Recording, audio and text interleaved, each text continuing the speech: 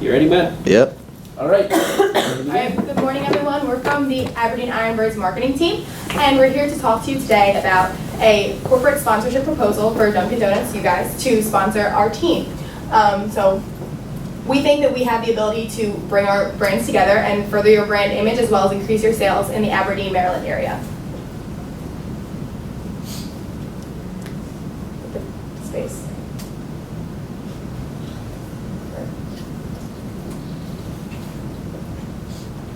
There you go. So let's meet the team. I'm Steve Holloway. I'm Melissa Fresco. I'm Darren Watson. I'm Amanda Cuccinella. And I'm Tim Namazi. All right, so one of the major keys to bringing this partnership together is getting a Dunkin' Donuts location at Ripken Stadium. So what we would be creating is referred to in the franchisee manual for Dunkin' Donuts as a full-service alternative point of distribution.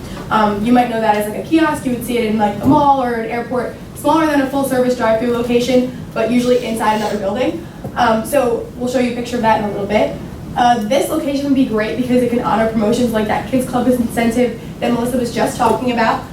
We're also going to do some fun stuff like Vanilla Ice Donuts would be decorated with red lacing, like a baseball would be done.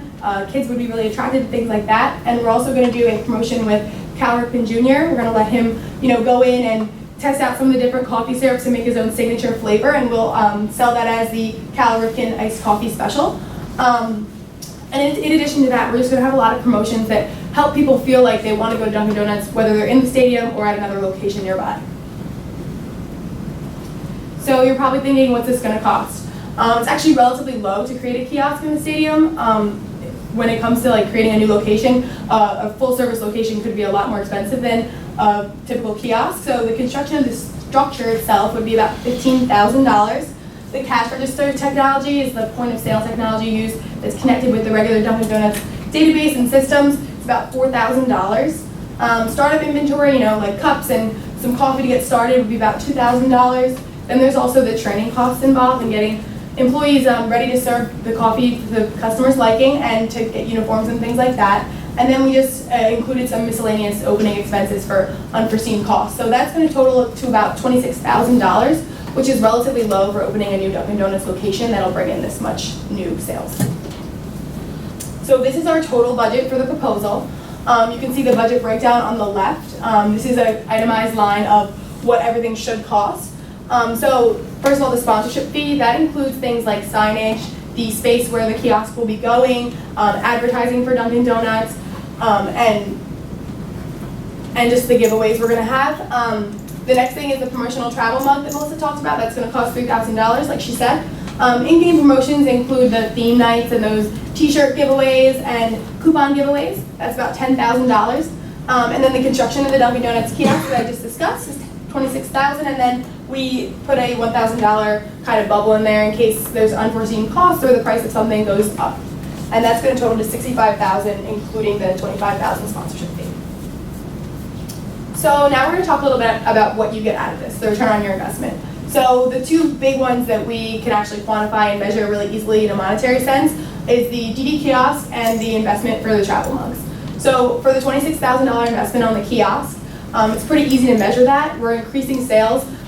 Once we break even on the actual expenditures for creating the kiosk, after that it's just all new driven sales, and the fixed cost that's involved is just really inventory and just overhead costs. So every new sale beyond that is just more money for Dunkin' Donuts and more revenue. In addition, we'll be able to track sales and coupon redemption, so we'll be able to see how many new customers we're actually getting by creating the kiosk in the stadium. For the travel mug investment, like Melissa said, they're going to start making profit on the second visit since it was only $1 per mug. The cost of coffee is relatively low. We're also going to be able to leverage that DD Perks app that already exists within Dunkin' Donuts. They're always looking for new users for that, and we'll have to promote that with the cups because they'll need to use that to scan to make their purchase. So we'll be able to track refills, and that provides additional free advertising every time someone uses that mug during the month that the promotion's going on and thereafter.